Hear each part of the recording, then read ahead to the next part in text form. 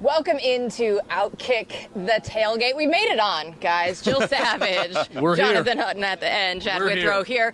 I think this is kind of emblematic of what this SEC bus tour is going to be like for us. We're out here sweating in the elements, trying to get up and running for everybody here at home. And Clay's like doing live hits with the local news. He's going to be on the air-conditioned bus. So it's a tale of two cities here.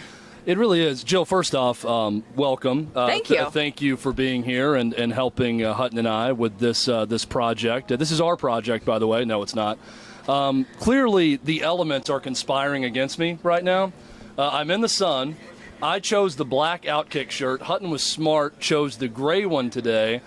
It says it's 75 degrees right now, but it really feels like we're on the surface of the sun at this moment in the humidity.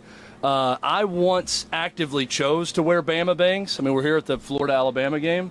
Today I'm going to have involuntary Bama bangs from the humidity and the sweat. So you're welcome if you're watching right now. Jill, as you get to know Chad more, you will learn that the man is a water fountain whenever he's outside. And he needs paper towels to help with the sweat because the man sweats a lot when he's outside. Let me help you with that. Please, yes.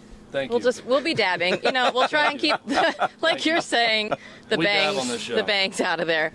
Yeah, I mean, actually, we were out on the town last night, and I got a preview of this as well. Also, proving that we were out last night, the ladies band, for this. I was at the hotel last night, and I was like, there's a parrot. Oh, wow. There are birds behind me. I am deathly afraid of birds. Oh, my God. This is true. It's a tropical place. You never have any idea what might happen. Everything is truly conspiring against me now because I'm afraid of birds. This is Chad's. It's so hot. This is Chad's hell. Yeah, it's just, I mean, This is unbelievable. we have opened OutKick the Tailgate in my literal hell. Yeah. This is really fun, guys. How does the bird feel right now? Hit with him. This is Dino, and you're holding Big Bird.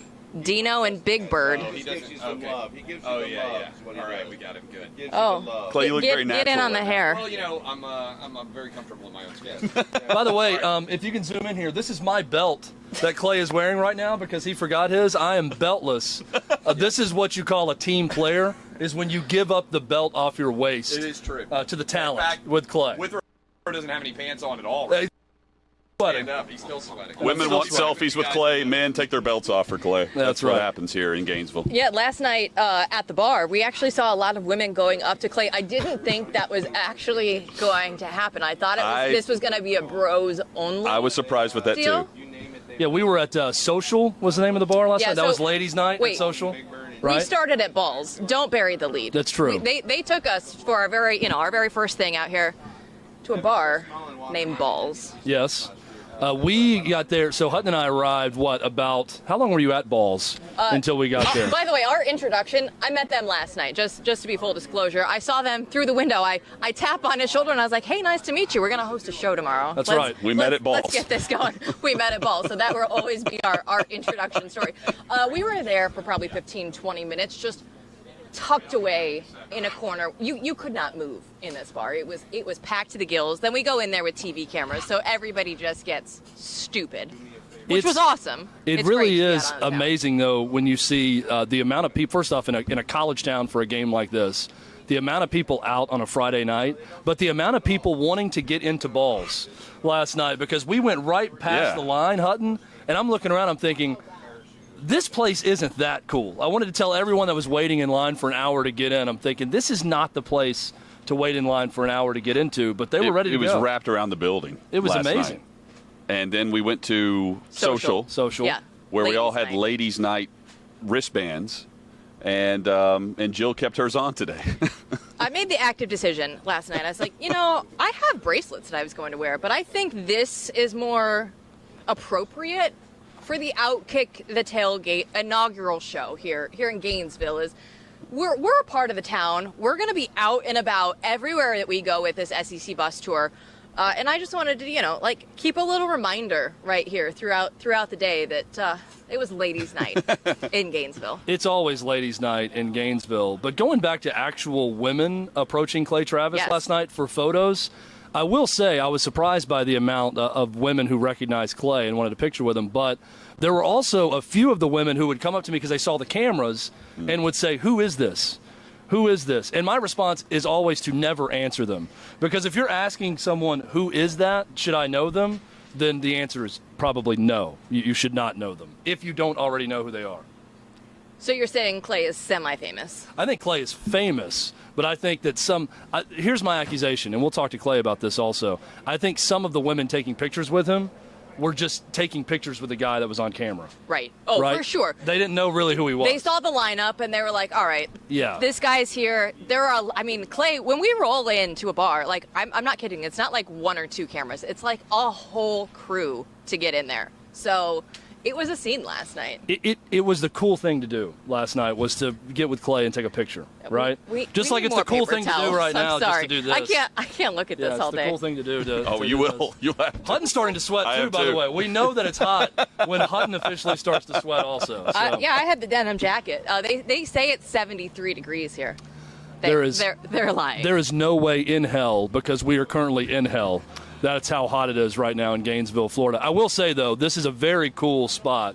This is my first time to actually lay eyes on the bus behind us in person. It's a very clean look to this bus and this setup. So I am impressed. By the way, we're right behind. Best way to describe it, we're behind the center field wall at the baseball stadium. I know we're going to have some guests swing by later, but this is a very cool backdrop for what we hope is going to be a recurring show. Jill, what are your thoughts on this being a recurring show? Will you be back with us? We hope so. I think this is our test run. Our goal today was to make it on air, and I think we've successfully done that right now. So we'll see if there's a week two. The question, Chad, is will Jill have us back? It's not, is she back with us? Yeah. Well, look, I mean, people watch sports and people are sweating, right? So I feel like if you tune in to watch a show and the people are sweating on the show, that's equally as good. I think you can put up with sweat in sports. This is a semi-sports show. Yeah. So the sweat's fine. Semi-sports show is accurate. Sweat's fine. Your athletic endeavor of sitting here in this chair for the next 3 hours is really going to put, your heart rate to the test. Yeah, my heart rate right now, I can actually check it. It's at 90, which probably not great considering that I'm sitting down right now. But once again, all of the elements have conspired against me here today with the humidity, the heat, the location of the sun right now, probably the location for the next, 2 hours and 40 minutes we're going to be hosting a show. Theoretically. It's all really coming together at once. And Chad's most hated rival in the SEC, the Florida Gators. I think this is my allegiance to Tennessee just kicking me in the ass is what we're witnessing here right now. Like, it's the city of Gainesville. God knows that I'm a Vol, I think, deep down, and this is his punishment on me. At my first trip to Gainesville is to sweat in the sun sitting here for this show.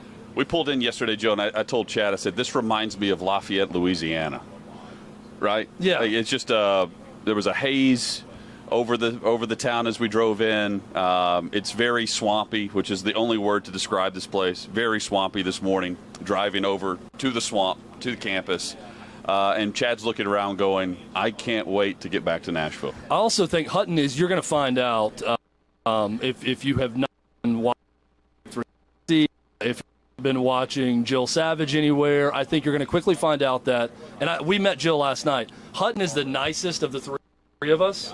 There's no doubt about it, just with mine and Jill. But Hutton also just thing ever about Gainesville. When he walked in, he said, it has a very feel to it, and he said it almost sounded nice, but that is not nice. Florida, Lafayette, Louisiana. It's also very active. So it's Florida. That's where we are. Yeah, to our review. We want to say later. I'm going to let you decide. I think we're going to save that. All right. Sounds. I think. Up? Yeah.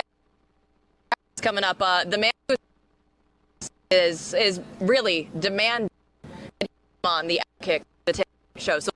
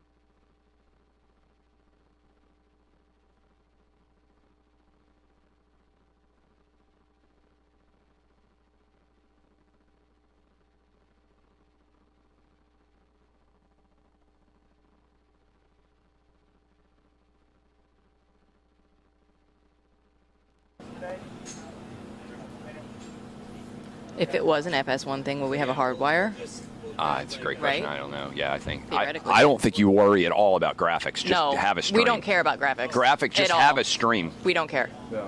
We don't need them. Just have a live video feed and audio. That's what Twitter is for. 140 Yeah. characters. Same with this. Yeah.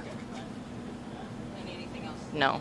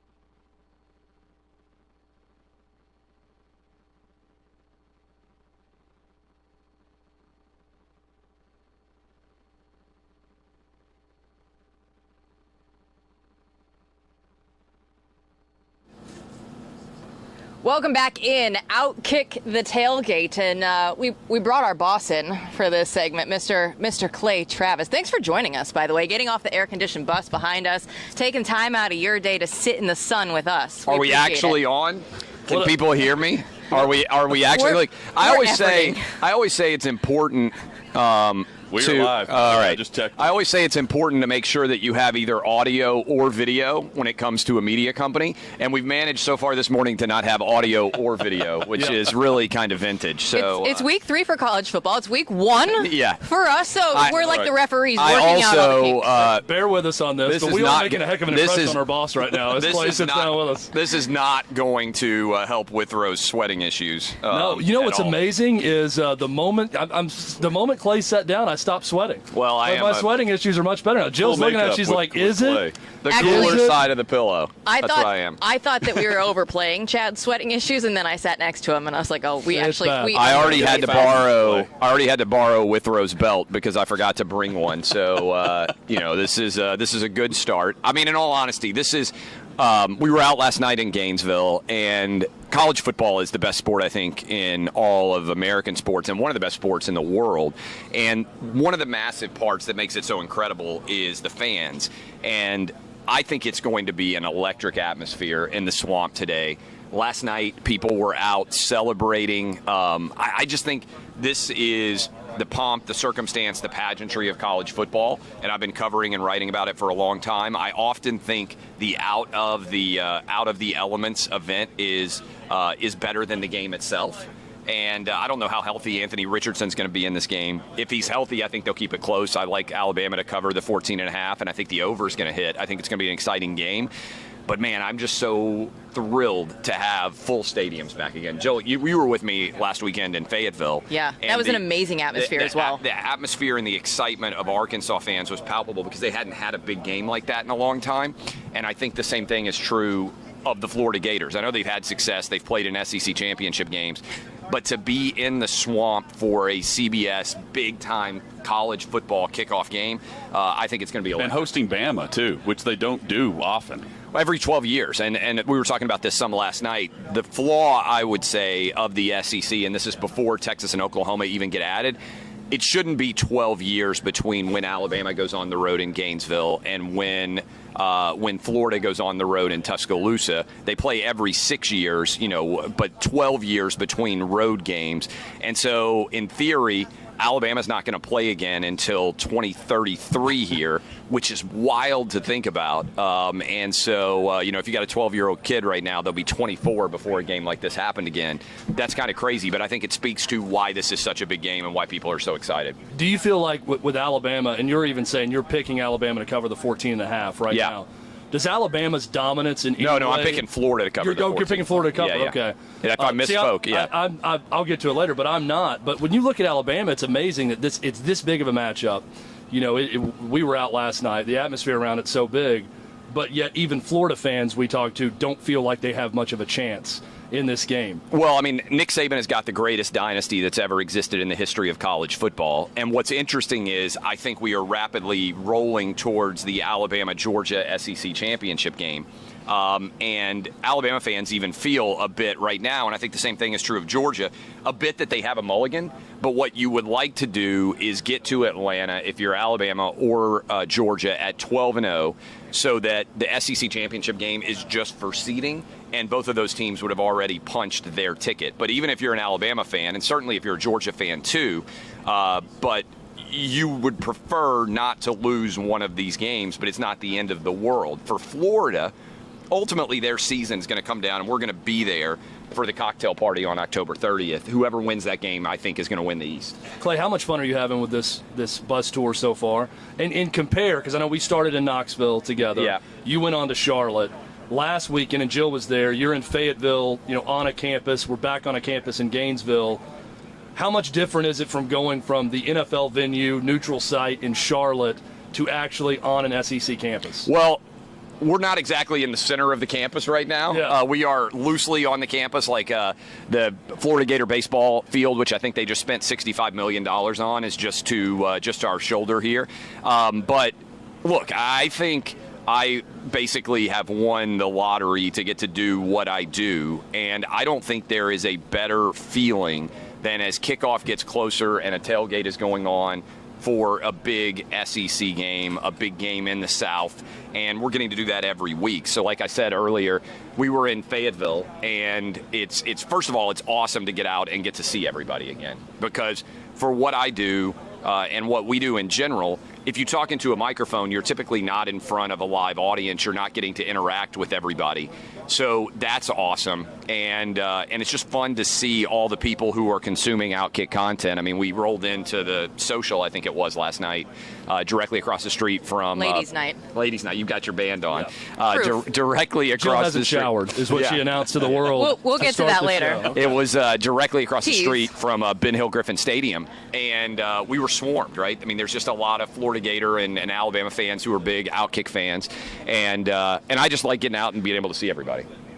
As we roll through this OutKick bus tour, we're going to be campus adjacent, if you will. I think that's like a fair way to place it. What are you looking forward to the most? On the tour, meeting people. I mean, I we have jobs that theoretically are made for an extrovert, but the way that we produce and distribute them is also often an introverted aspect. And what I mean by that is, on my radio show, for example, now that I'm doing, we have, millions and millions of people who listen every week. But I do that show sitting in a radio studio with no one else present. Same thing is true of a lot of the digital shows or the writing. All of that is totally different than what you might expect. And so it's great to get out and put faces with the audience and be able to kind of interact with everybody. And I think, by the way, that's true not just for the way that we're set up right now, but that's true in general for people just ready to get back to normalcy. And so having a full stadium, I think when you sit down on your couch and you turn on the television, there's been so much negativity for the last 18 or 19 months. To be able to get back to being normal, I think is how we get through COVID. And certainly in the South, people are like, F it, we're done with this. Let's go play some football. Have you actually been on the bus? My bus? Yeah. I mean, not for like a long drive, but like as soon as I finish with you guys, I mean, there's air conditioning there, and I'm going to go back and chill and hang out, and it's going to be fantastic. I haven't noticed one person go, other than the driver, get on or off the bus I went this morning. on the bus to try to stop the sweat coming off my head at one point, and I will say it worked. And also the AC in there works, so you'd be wise to get back in. We're in a good spot because, I think, and we got a guy walking over here with an umbrella who's got an OutKick shirt on coming by here in a sec, but I think... by the way, he's wearing an Athens OutKick shirt, so he's here to troll Florida fans. Yeah. Which is the best way to go. But so I think in general, this is I think in general, the bus right now, the heat is a big deal. But as we move into the season, the air conditioning is a big deal. We're going to have the heat going forward. So one guest I want to get on this year, and I don't know how we figure this out. I want to get the man whose torso is on the side of the bus to comment. That someone posed for that. I don't right? know. I don't know who they put there. By the way, we've got Florida Gator cheerleaders behind us that are making a lot of noise, if you can hear that. But yeah, I don't know next to your body next to your on face. the bus. Well, those cheerleaders. Those cheerleaders are also wondering who the man is behind the body because they now know it's not They see a Clay face, but they Travis. said that's not that guy. They told me it's kind of cool. One of the Florida Gator cheerleaders who's with us right now, and will be on the Big Noon kickoff here in a little bit. Spurrier is going to be with us, as I said earlier.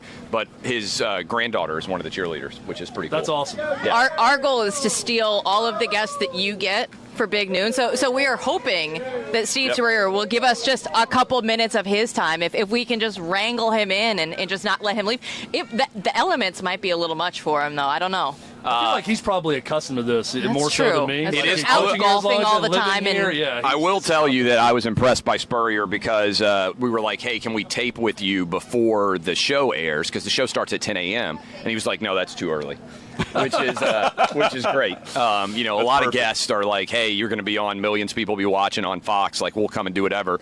I love that Spurrier was just like, actually, I'll be there. It's too early. I'm not going to be there in the 8 a.m. hour.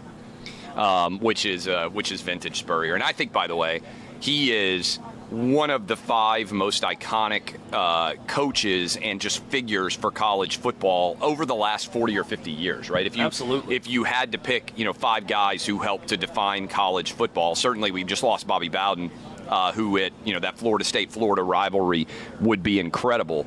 But Spurrier and what he did for the SEC, because he pulled the SEC, which was a 3 yards in a cloud of dust style league, run the ball defense, and brought the fun and gun, which has now led to the evolution, certainly, of the spread offense.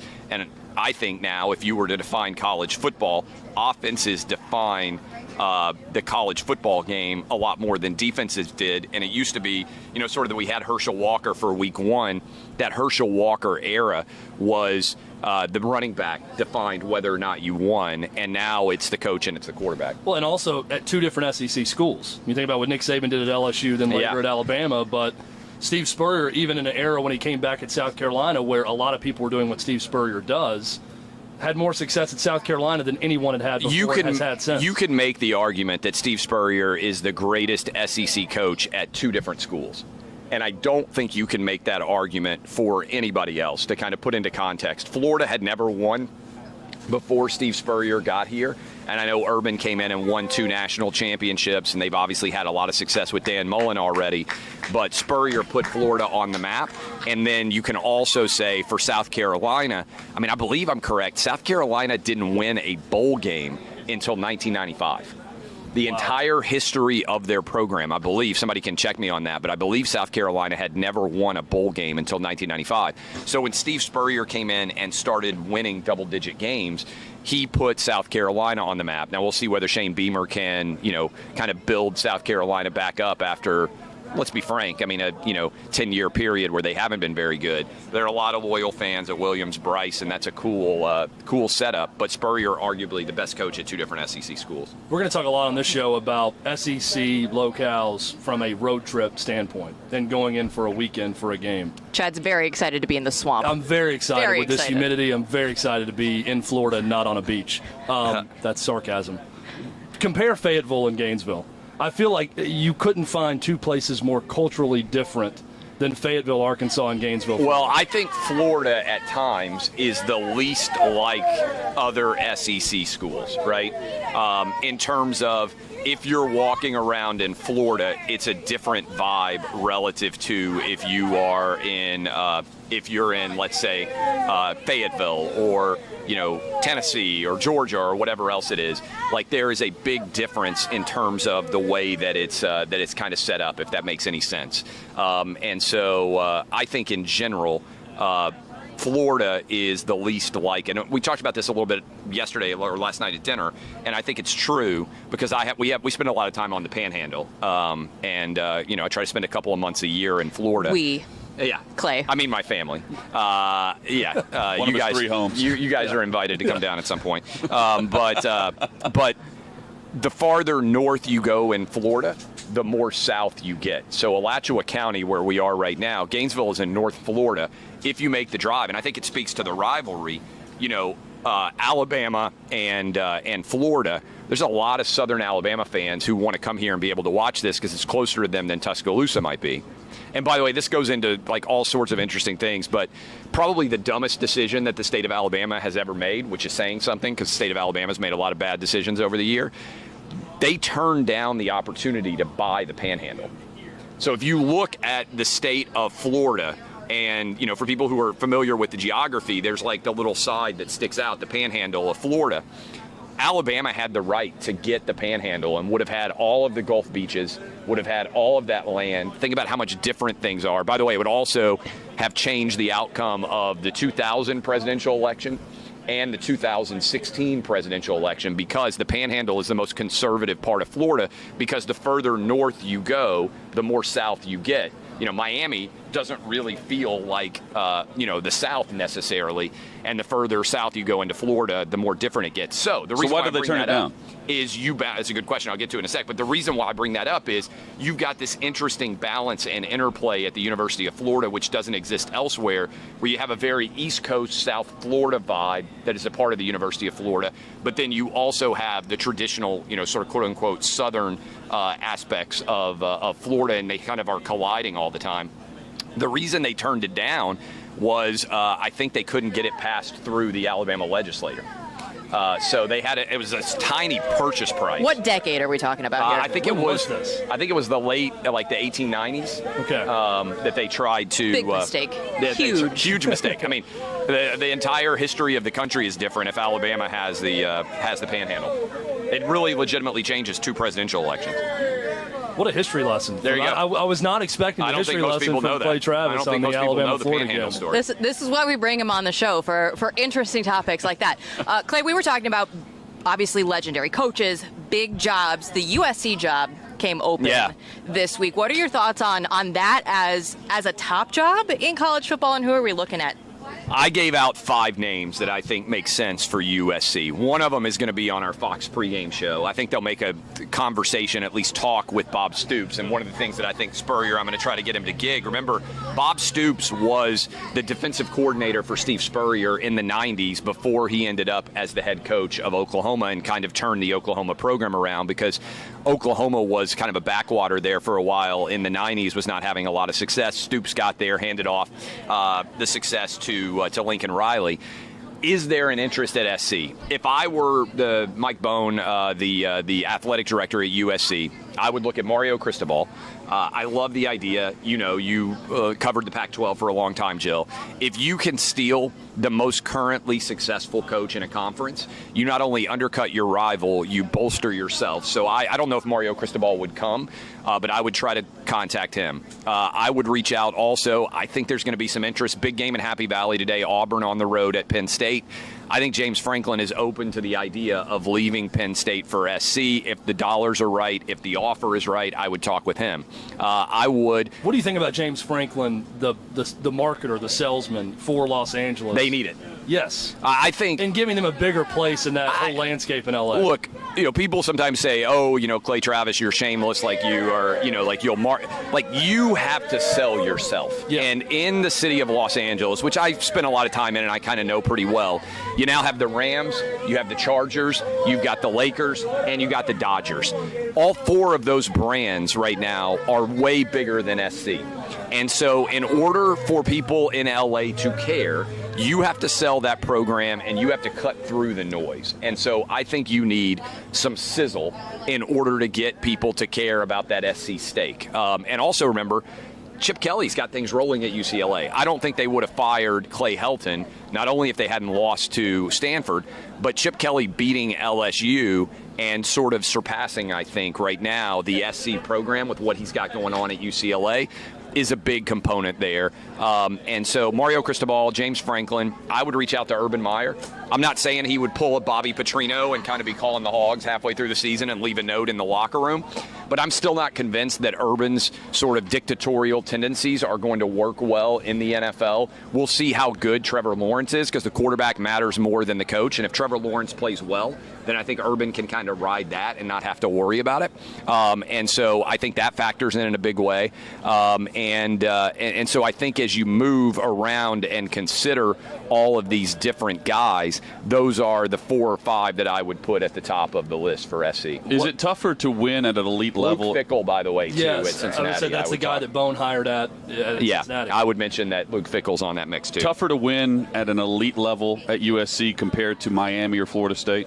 No, I don't think so. Look, I mean, when USC had it rolling, they were basically the Clemson of the early 2000s. Yes. And what I mean by that is the conference stinks, but they are a dominant program. So when they had Leinart and Reggie Bush, who will be on the Big Noon kickoff here in a little bit with me, when they had Leinart, Reggie Bush, Lindell White, Pete Carroll, and they had everything kind of firing, nobody else in the Pac-12 was any good.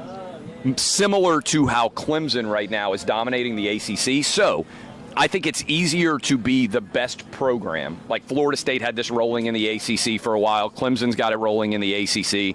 And I think SC at their best had it rolling where they are the elite dominant program. And I know, look, Alabama's winning at a high level. Georgia's winning at a high level right now. But the SEC, the difference between 1 and 12 is far less substantial than the difference between Clemson and the 14th best program in the ACC right now. Are you buying Ole Miss as a legit contender in the SEC West for the spot behind Alabama this year, in year 2 for Lane Kiffin? No, I don't think so. Well, I mean, look, A&M now has got an issue at quarterback with Haynes King injured. They're going to have to, kind of fight their way through. Arkansas, we'll see how good they are. I think it's possible that Ole Miss could be the second best team in the West, but I think if they are, it's probably Alabama's 12-0 and the next best team is 9-3. They aren't a legitimate, in my mind, contender to be able to compete at a high level. So a team you didn't mention, Clay, there? LSU. I don't think LSU is very good. Is Ed Ogeron Gene Chizik? I think there's an argument to be made that Coach O is Gene Chizik 2.0. And the argument would be you had a transcendent, incredibly elite quarterback in Joe Burrow, much like you had with Cam Newton, where the team might be 9-3, but because of that quarterback play, the 2 greatest seasons I've ever seen at quarterback in college football history are, I think, Joe Burrow with LSU when they went 15-0, and I think Cam Newton. And what both of those guys did was they were so good, they elevated a good team to being great. And then you combined, at that time, Gus Malzahn was what Joe Brady was for the LSU offense. And then you look at a coach in Gene Chizik, who is also historically nowhere near that successful. And, I don't know that Coach O is going to get fired in 2 years like Gene Chizik did. But I do think that every single week that LSU is playing, the argument becomes clearer that he is basically Gene Chizik 2.0. It was the best trying to interview Edo, by the way, at halftime. Like, he would answer a question, I'd be like, there's no follow-up because I don't know what you just said. Yeah, you have no idea what he actually said. And by the way, I think that LSU fans in their heart of hearts know that. And they were already wobbly on Coach O as being the guy. And they're not sold that he's going to be the long-term answer. I think that's true. And they lost a lot more than Burrow. Well, yeah, look, Jamar Chase, I mean, you saw what he did for the Bengals in week 1. I think Jamar Chase is going to be an electric combo with Joe Burrow. I think that duo is going to have a lot of success if they can keep him protected. And, look, I think there is a strong argument that he is Gene Chizik 2.0. Going back to if Ole Miss is number 2 in the West, if that's true, Corral's winning the Heisman. That's how I view if they're continuing in the West. The challenge is you basically need to win 9 or 10 games to win the Heisman now. And what the Heisman has become in many ways, in my opinion, is best player on best team. So if Bryce Young continues to perform at a high level, it used to be that you could have a Johnny Manziel or an RG3 who are great quarterbacks on sort of good but not great teams. I think now we've basically shifted the Heisman Trophy. And why has that happened? I think because if you're on a great team, you get all those signature stage moments. And if you're not on a great team, people aren't paying attention to you.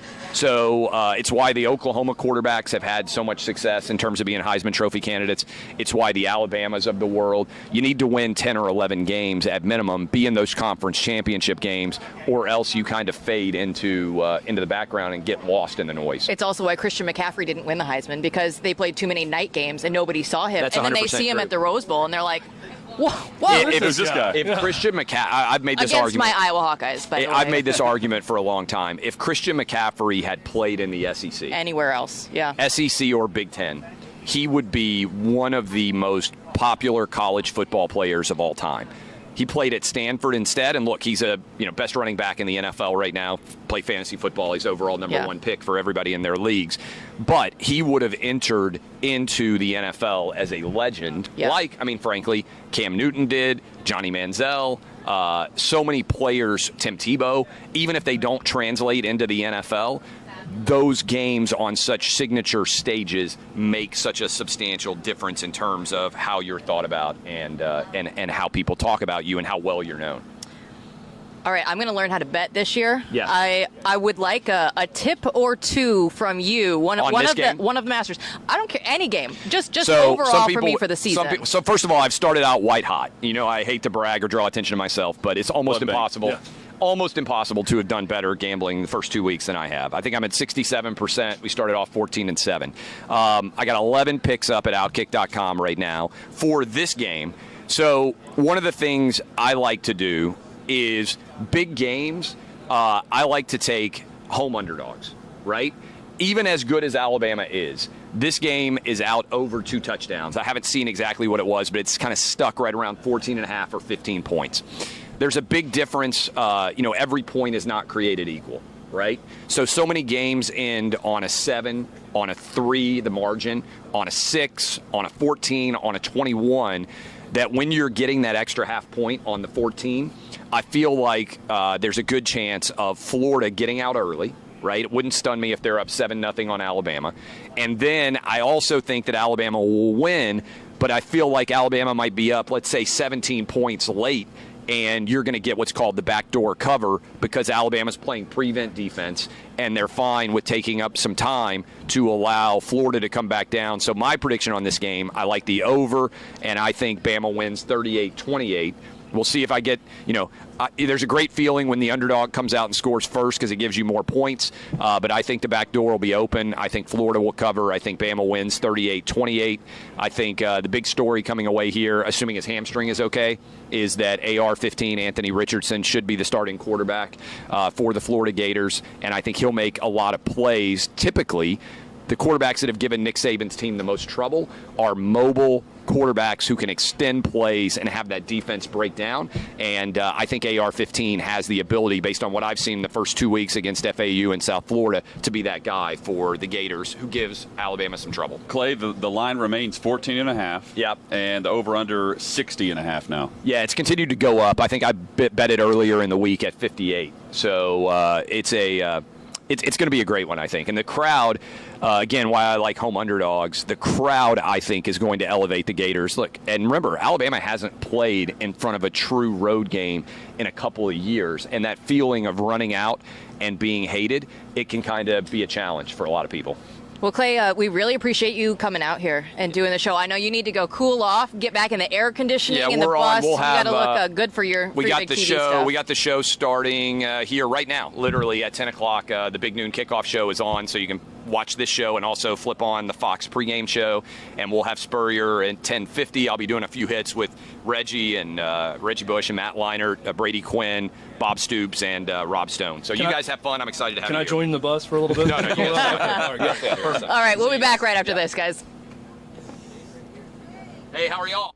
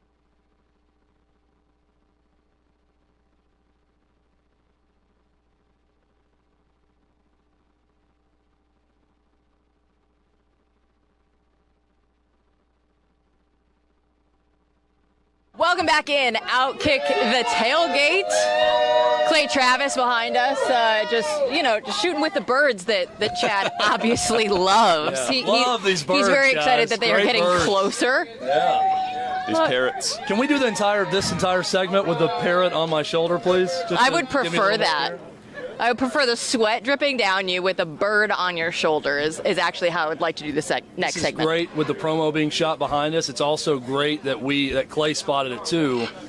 The gentleman wearing an OutKick Athens, Georgia shirt to come see the setup here for OutKick the Tailgate and to meet Clay Travis is the ultimate troll job.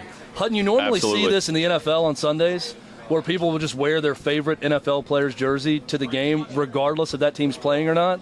But now that we're seeing it next level here on a college campus, I also think it's far more dangerous to do that, but I appreciate the man's boldness. It's something you can get away with here, though. Yeah. You know, you're not walking the campus of Tennessee wearing the Gators shirt. At least I don't think you would. Yeah, I think Florida-Georgia is still a pretty passionate rivalry, but I will say he's not, really in the mix. Is he going to be in the stadium today? I guess would be my question. Probably not. Probably not. I had a bird over my shoulder before. Now I have a gator over my shoulder. You got the gator. This is great, yeah. I'm less afraid of gators than birds. So this is okay for me. That's dumb. Yeah, it is dumb. It makes no sense. No. But many things that I say will be dumb. So it's right in line, Jill. You'll find that out. I'm learning as we go. So here we are again in Gainesville. I was in Arkansas last weekend in Fayetteville. You guys started us out in Knoxville. Clay will be announcing where we're going to be going every Wednesday morning on Fox and Friends. We'll tweet it out. We'll let you all know. But this is going to be a fun ride, guys. If this is how we're starting out. I can't wait to figure out where we're going to be, next week and moving forward. He mentioned the cocktail party in late October, so at least we know we're headed there. Should we book tickets now? Yeah, we should go ahead and book the Airbnb now. That's right. We need to dive into this. Okay, let's do it. I think the 2-star we should get Airbnb the Gator to chime in review. also on the Airbnb. Yeah, you actually should have brought her over for it. This Gator may have stayed at this Airbnb also. Who knows? They put you up at the bus depot. What, the depot? Well, by they you mean me because I'm the one who booked it. So you have no one to blame. The sword. Yeah, but yourself. I looked for Airbnbs in Gainesville. I read an article this week about this is the most expensive Airbnb weekend in Gainesville, Florida history for this Florida-Alabama game. So I immediately pulled up the bill for our Airbnb. Yep. And I saw that it was $270 for an entire house for the night. And I started thinking to myself, that may not be good for the quality of this Airbnb. So we're going to do this more with the Fox Nation crew moving forward. But that prompted Paxton, Hutton, and I to go through the house. And Hutton, we did a 2-star Airbnb review. So my thought on this is we find the 2-star Airbnbs and we rate them based on quality and accuracy of the 2-star review. Sometimes that 2-star may actually be a 4-star when we walk through it. You don't know, Chad. Other times, not worthy of a star rating. This was not bad. This was very manageable. The pulling up to the Airbnb though, Chad. When we heard of the depot, it's like kind of you hear of the Gulch in Nashville. It's a very nice part of Nashville. The depot sounds something of a trend, right? Yeah. Nothing trendy about this at all. Yeah, I saw it's in Depot Village, and I thought, this is going to be great. It's like East Nashville, where we're from. It's very close to V's Pizza, where Brent Hubbs wanted us to go. And I also thought, it's Gainesville, Florida. It's not a huge town. It can't have that bad of a neighborhood. Then I realized it's the bus depot is where we were staying. So not great, but Hutton's right. I mean, it got the job done. Air conditioning worked. It actually had a very nice shower. I mean, if for a 2-star Airbnb, it had a 5-star shower. You're one up on me. Something that Jill did not have, apparently. It had on the shower, it had in Celsius the temperature of the water on a digital deal behind the shower the whole time. It was difficult to figure out how to work, but the shower was okay. I stayed at a hotel that I had never heard of before, which is always a good sign going in. When you've never heard of this, I don't know if it's a chain. Maybe it is, maybe it's not. The bed was acceptable. There was air conditioning, but I walked in the shower. I was like, you know what? I'm making the executive decision right now that it's going to be better for everybody not entering that space. It was sketchy at best. And this is why you still have why I still have wristband this. on? I did like the sponge bath, if you will, quick Yeah, that was. I mean, look, so you didn't even bother calling the front desk. You just said. By the way, extra towels were $7.50, and room service, like if you wanted like your room cleaned, was like an additional like $20. Like this is an email that they send you ahead of time. I've never had that happen before, so I said, all right, my expectations are low going into this. I mean, we can make fun of my sweat all day, and that's fine. But I actually showered this morning, Good job. where Jill did not. So but I would like to point that out. At the end of the day, what will it matter? That's true. Yeah. When we're all, I'll be in need of another shower. When we're all on the airplane later, it's not going to matter. We're going to be equals. So the 2-star Airbnb review is a thing now, right? We're going to do this moving forward. I think it's going to be a constant thing on the OutKick the Tailgate tour as we move forward. No doubt about it. Yeah, for sure. All right, Jonathan. I need to ask you who Chad would call the biggest sellout playing in the game today. Alabama, Florida? Yeah. Without question, Henry To'oTo'o, biggest sellout playing in the game today. True or false, Chad? Yeah, look, this is a the fun going got discussion tough. to have because And he went to the champion. You know, I'm a Tennessee grad. Henry To'oTo'o is a great linebacker at Tennessee. He initially chose Tennessee over Alabama out of California, and he did so because of Jeremy Pruitt, who was the defensive coordinator at Alabama, who I think also recruited him while at Alabama. Yep. And he wanted to play in Jeremy Pruitt's defense. Jeremy Pruitt, as we know, gets fired amid scandal, everything else. And Henry To'oTo'o transfers to Alabama. So it makes sense as to why he would do that, but it also screams front runner. And look, I am all for these college athletes doing what they feel is best for them. They now have every ability to do so and go play immediately. But it still won't stop me from saying it's a sellout move. Well, because at Tennessee, he's probably going to win a national they had title. upwards of 30 players leave. Yeah. They hit the transfer portal. To'oTo'o was the highest-rated player that left, and now he's going to be or is performing well and is a star at Alabama. You know, immediately he's grabbing the headlines as soon as he joined Saban's team off of Tennessee. And Chad immediately, whenever To'oTo'o went to Alabama, he's like, you know what? Not only is he going to the most hated rival right now and the top team in the country, he is going to make so many plays against the Vols whenever they play later this year. Well, see, my hope is he just wouldn't play. Right? That's always the hope when your player leaves. You just bow out for that game? You think it's better on the other side, and you go over there and you're buried on the depth chart. Just going to take a knee. That's I would never root for physical harm for someone, but my hope was he would go there and not play. But now he's a starter, and he's one of their best players on maybe the best Bama defense since 2016. So that hope is out the window. Not only that, though, and I was reading an article, I think it was from 24/7 Sports, the top 10 transfers, 3 of the top 10 nationally transferred from Tennessee somewhere else. So Eric Gray and Wanye Morris to Oklahoma, and then Henry To'oTo'o to Alabama, 3 of the top 10 transfers in the country. Does not make life easier for Josh Heupel at Tennessee. Makes life even easier for Nick Saban at Alabama and Lincoln Riley at Oklahoma.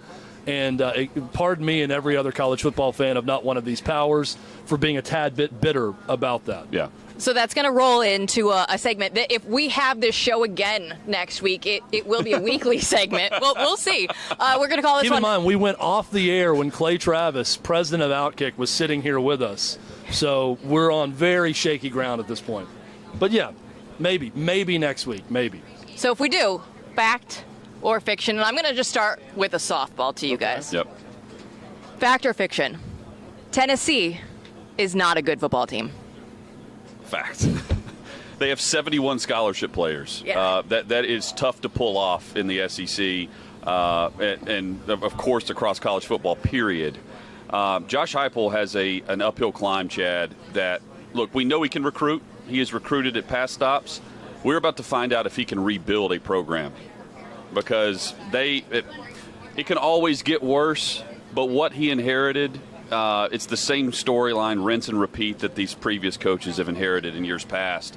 And not only does he inherit something that's at rock bottom, he inherited a program, Chad, where they have an open transfer portal.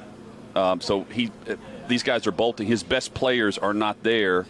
And his starting quarterback, Joe Milton, had 17 days on campus before the first game at the transfer from Michigan. No, they're not a good football team. Can they be? Yes. How soon? I'm not as optimistic as some Vols fans. I think it's a couple years down the road. That transfer door is wide open. Wide open. You were right about that. This is the statement was Tennessee is a good football team. Is not a good football that team. is a fact. And I apologize to all my Tennessee friends out there, but it's just a fact right now of where Tennessee is. Hutton, you mentioned it. Not a lot of scholarships, not a lot of depth. There's good players on this team. Theo Jackson's had a great start to the season. They've got some good stories of guys, the super seniors who are there for a fifth year. Right. They've got some 6-year guys. They had a number of players opt in to this extra year. So they've got some good players on the front line, offensively and defensively. No depth, quarterback issues, uncertainty there. I'm not as certain as you are on Josh Heupel's recruiting ability. He's not known as a great recruiter where he's been. The staff, he's got some good recruiters on staff. Tennessee, though, is a good place to recruit, and they historically have shown. Derek Dooley got top 15 recruiting classes at Tennessee. It's a place where you can get players. But the difference, Jill, is I am high on Heupel's recruiting ability for his offense. Yes. He's a good offensive mind.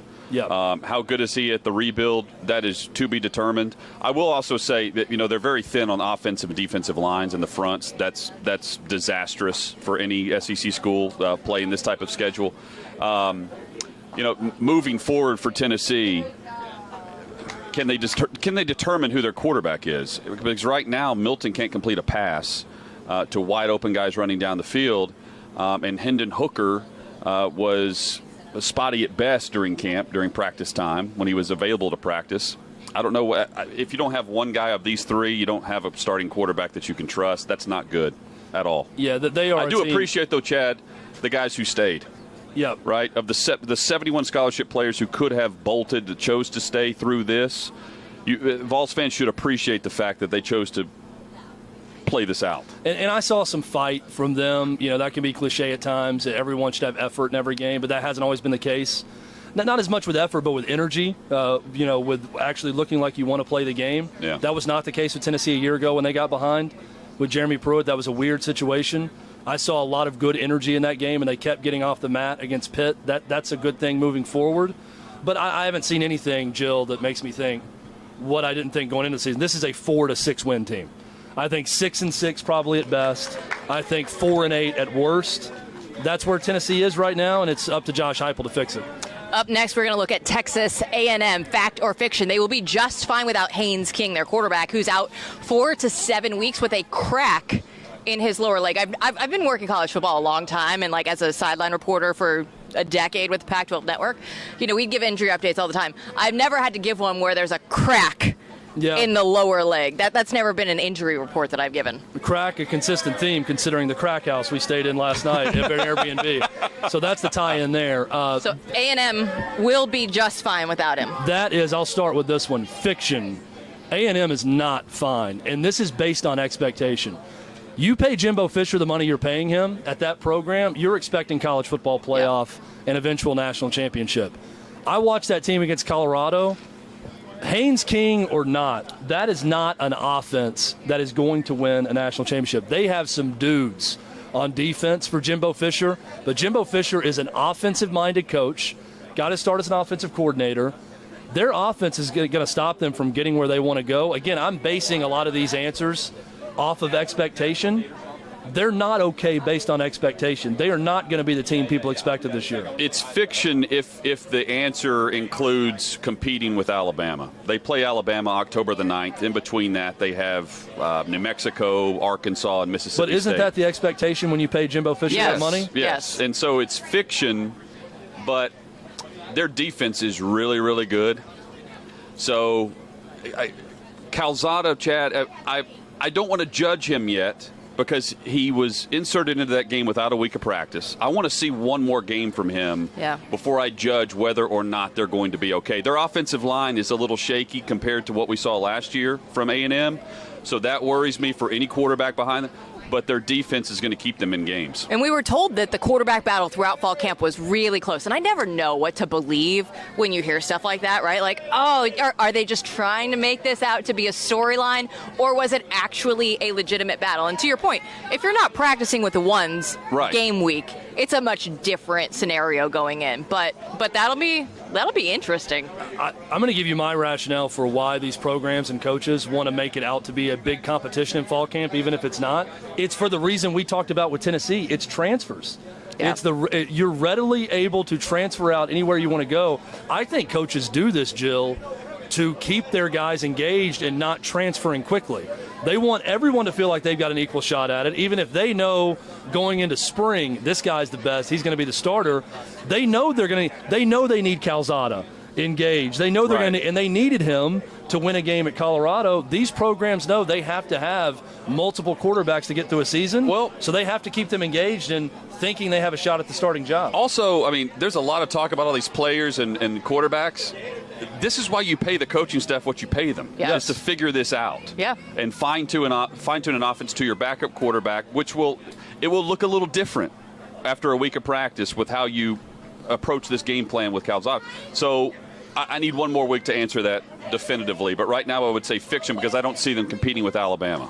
We are in the state of Florida, so let's go ahead and look at the team down south from us. After losing in overtime to Notre Dame and last week, Florida State will be able to turn it around this season. That is complete and utter fiction. There is no turning around losing the way they did to Jacksonville State, first and foremost. Mike Norvell, I don't get it. There are hires out there that when they're made, everyone thinks that's going to work. Look at his offense. Look what he did at Memphis. Yep. And I thought that's a great hire for Florida State. I'm not saying that eventually he won't turn it around and it won't work at Florida State, but boy, is he off to a miserable start. I mean, it's not quite Willie Taggart level start at Florida State. For a tenure, nothing is. But no, very few things are. But it's bad. I mean, it's really bad. And the effort on that final play, the effort mixed with the lack of football IQ for Florida State. That was concerning. Jumped out at me. And you know what else is concerning? I'm sorry, but, romance and love is not dead. But the guy proposing to his girlfriend on the field with Jacksonville State celebrating. That bothers me. That was the moment that was going to happen. Things are bad in Tallahassee. But if you're going to propose, you don't have to just call an audible. Like, the ring is there. You've had this planned out for a while. I mean, the ring's going to be there when you beat someone else in a couple weeks. Anyone else? Let's just wait. You just have your homeboy on standby? Yeah, you get the guy there ready to take the photo when you win a game. Okay. But let's delay it. I'd be calling off my guy. Okay. Let's not do this now. So that tells you the mindset of the team. Omaha. The guy had to pick Jacksonville State as the game he was going to propose, so he knew they would win. He thought it was a win. Right? It's not like Boise proposing after the touchdown against Oklahoma, right? That took more confidence to ensure yourself that you're going to pull that off and have the ring ready. Also, anytime your coach has to say that this team's not going to quit after a loss in week 2, that's telling. The team's quitting. And they are so undisciplined. They had 11 penalties last week against Jacksonville State for, 120 yards total. They rate 86th in the country currently in yards per play. And they are terrible on first and second down because they face first and 11 or second and 11 constantly, 11 plus. I mean, they are always behind the sticks. And because of that, no, they're not going to turn things around. They have a winnable schedule ahead. But it's not like they're going to win the winnable schedule. They're playing Louisville, Wake Forest, and others. I don't see Florida State turning this around. And honestly, we brought this up on 360. When they lost in overtime to Notre Dame, I thought that was a win that could have catapulted them a bit and given them a boost. And that was one of those that you let get away that we had a topic about, where do you overcome the opportunity to get a jump start on a season with a great home win? And in fact, it went the opposite direction with what happened the following week. That Wake Forest game today is enormous for the rest of the season for Florida State. If they go and lose convincingly, it's only going to get much worse. We have the Clay Travis fans behind us. Yes. We are right next to the Florida Baseball Stadium. This is a good setup. They're getting ready to go live on By the way, they love hearing about Florida kickoff. State. They do. That's why I did it. Conversation. That's why I did it. I just wanted to make sure that we got a little talk in for them. Well, just rile them up a little bit. Play it up to the crowd, Jill. Perfect. We're going to have to every now and then. Absolutely. Ohio State, not a great weekend for them last week. Ryan Day said this week that they are going to be making structural changes on defense. Again, not something that you really want to hear from a head coach after week 2. So fact or fiction, Ohio State is going to be just fine. That is fact. Ohio State is going to be fine. Again, I'm basing all this off of expectation. Expectation Ohio State, win the Big Ten East, win the Big Ten, go to the college football playoff. All of that's in front of them. They're still the front runner to do that. Now, I will say, very interested in Michigan now moving forward from what I've seen through 2 weeks. Great win for them over Washington last week. Very interested in somewhat okay win over Washington last week. Our Pac-12 expert way down on Washington. Listen, Washington lost to Montana the week before. You can't call that a great win. I will say, watching Washington play offense is like watching offense in 1989. It's very much a throwback. But Penn State also tonight. I want to see what they look like against Auburn, because that to me is the question with Ohio State. How does Penn State and Michigan look in that division with them? But right now I'm going to say that's fact. They're going to be fine. They're still going to win the Big Ten and get in the playoffs. They're not going to be fine. They're allowing 236 rushing yards per game. They allow 33 points per game, and the problem with them is they had over 600 total yards of offense and lost. Yeah. So when you think about that, that's compounded into the whole issues with them, with Kerry Combs and the play caller there, former Titan secondary coach. See, what I heard there was they had over 600 yards of offense. So that's what got me excited. Well, that is a typical Pac-12 defense for you. That's what they do on the West Coast. They can allow a ton of yardage. It's just the points that you put up on the board, it's not always there. Oregon rushed for over 7 yards per carry. Yeah, on average. that's concerning. That's a problem. Without them being able to make any changes, right? Like Brock Heward was calling that game, and he was saying or Joel Klatt. One of the two. Joel. It was Joel Klatt game. He was saying earlier that week, he's like, I watched on the film. I knew going in. So if he knew going in that that's what the problem was going to be, of course the Oregon coaches knew that as well.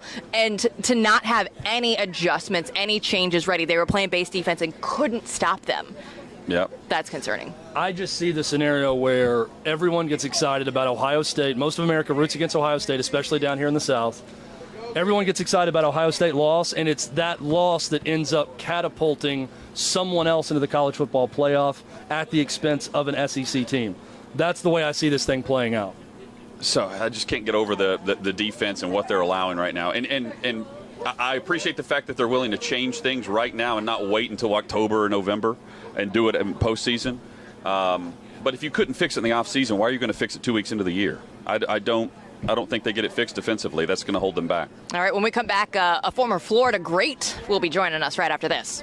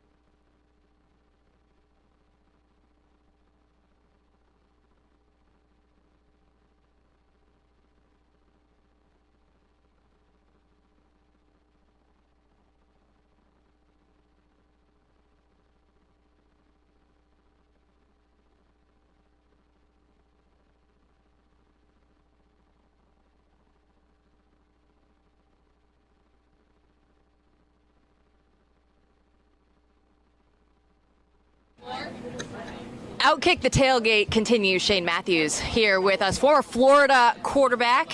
Thanks for joining us. Thanks for being the first official guest, because we're not going to count Clay, because, I mean, he's Clay our does boss. not count. He pays us. Like, count. that's not. So you are the first official guest. So really, really happy that you were able to join us. Wow, that's awesome. Yeah, I'm glad to be here. It's a little warm out here today. It's a little warm, but you live here. So I don't do radio in the heat, though. I do radio in the AC. But yeah, I do live here, and it's extremely hot, and they say it may rain today, and if it rains, it gets hotter. Yeah, Shane is smart enough to do his pregame coverage for the Gator Network in a bookstore inside with the air conditioning that he told me right away. So we're out here braving the elements, though. We'll get through it one way or the other. Have to, got to hydrate. Yeah, we'll make it work. So I want to start with this one. You're in this daily. You live here. You obviously were a great quarterback here and played in the NFL for many years. The talk has to be around the quarterbacks in Gainesville right now, right? Is that what everyone wants to talk to you about? Pretty much, but it's still early. I got two guys that are very similar to one another. One that's been here quite some time, very loyal to Dan Mullen, and Mullen's loyal to him. And Anthony Richardson, a local kid who had a decent high school career. I wouldn't say great, but was a phenomenal athlete. I think you've seen what he can do.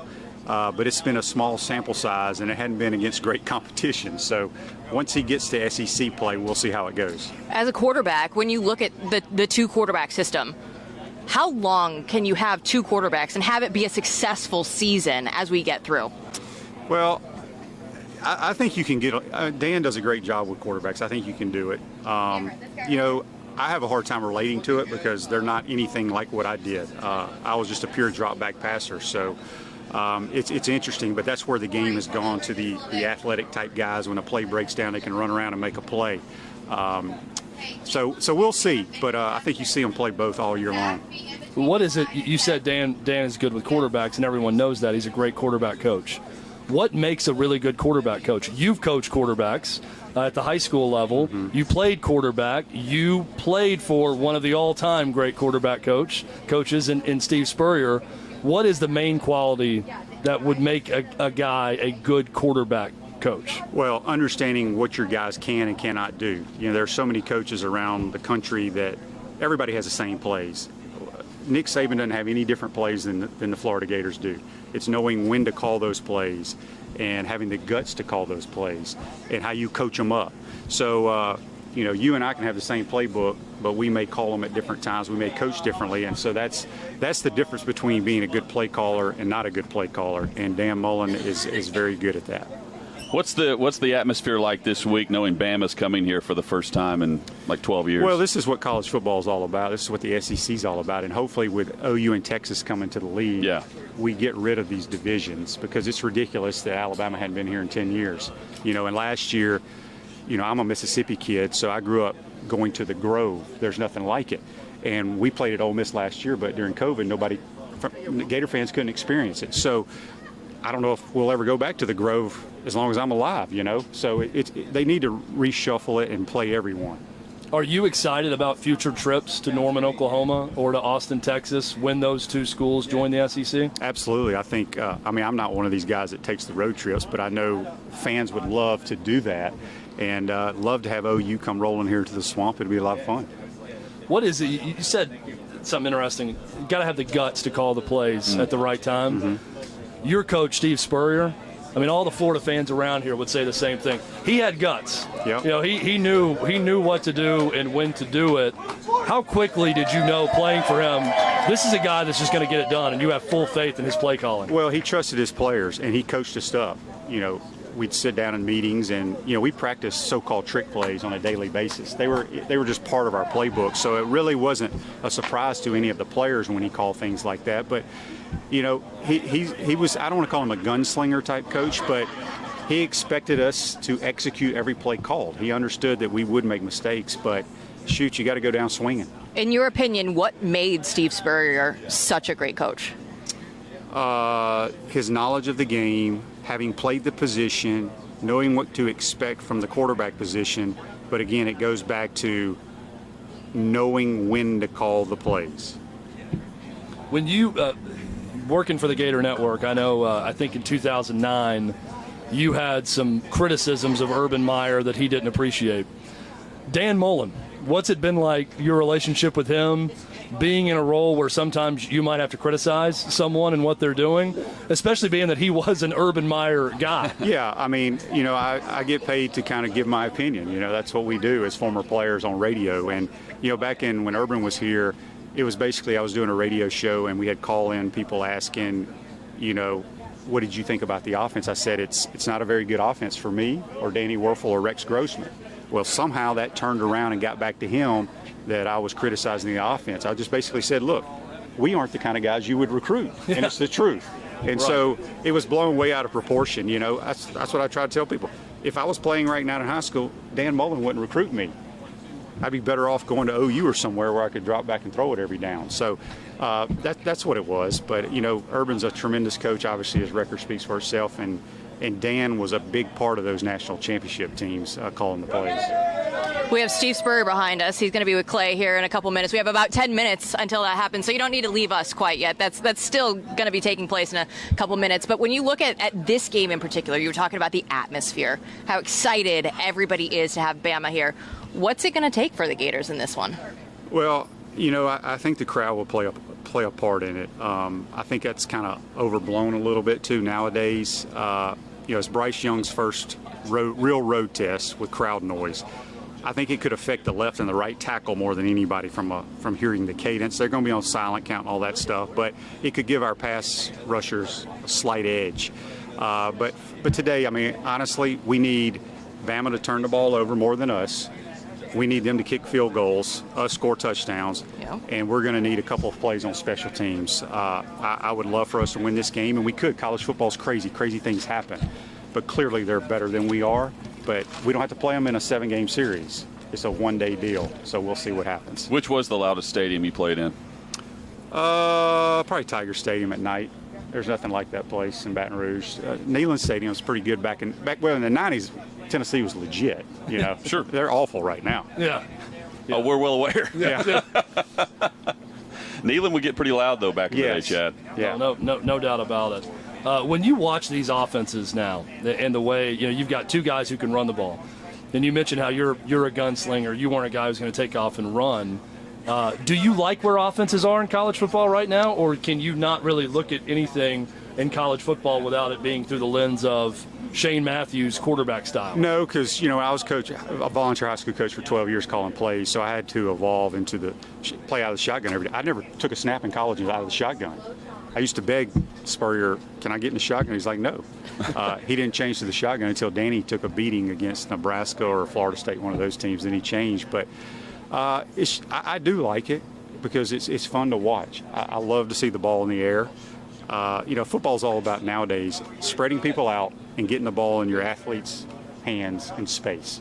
Because I don't care how good the defensive guy is, how good an athlete he is, one-on-one tackling is hard.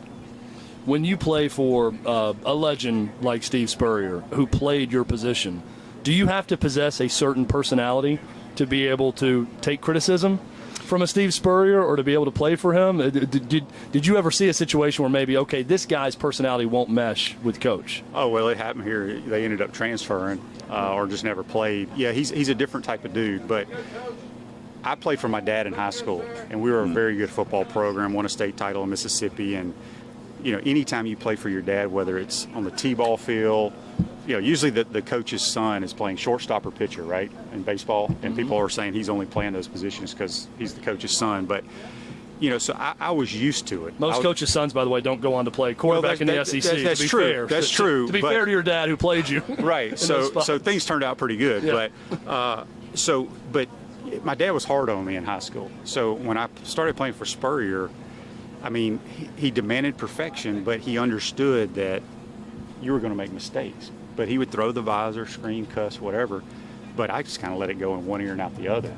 And I think it's just my demeanor. I'm such a laid-back guy. Danny was the same way. We didn't let it affect us. It did affect some players here, and they ended up not playing a whole lot for him.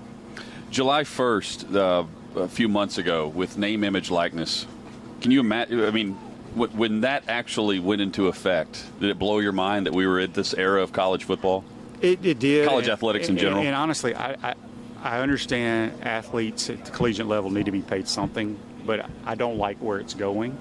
actually, it hadn't gone where I think people thought it was going to go. I think people thought these guys were going to be making tons of money. And there are a few here and there that still say they're making this much, but we haven't seen it documented, so I don't believe it. You know, if you look at the state of Florida, I was telling somebody the other day, if you had a restaurant, franchise, whatever around the state, is there one collegiate athlete that you would want to pay to endorse your restaurant? And there are no star guys. There really aren't any star players in the SEC right now. Maybe Matt Corral, maybe Anthony Richardson eventually. So I think it's kind of a wait and see process. But the kid that left Texas early to go to Ohio State, I bet he never plays it down there. That's just my guess. I've never seen the kid play a lick, but him making $1.4 million, I don't believe it one bit. Well, you know, I thought it was going to be the Wild Wild West because it was not going to be regulated by the NCAA. Like, it was just kind of open season, and because of that, I thought it, you know, open door policy is what I was expecting. So I'm with you. It hasn't reached the level that I thought it would. I think it still might, though, as teams get their ground, you know, they get their feet under them a bit. I think that a lot of programs it's kind of a wait and see approach. Yeah, and I mean, again, like you said, maybe Spencer Rattler at Oklahoma, he might get paid a bunch of money or whatever, but he's produced. I don't know how you pay somebody who's never done anything. All right, the old boss is going on behind us, Steve Spurrier and Clay Travis. They're going to be on Big Noon, so we're going to go ahead and take a break. But thanks so much for stopping by. We really appreciate it. Absolutely, I appreciate it. All right, we'll be back after this.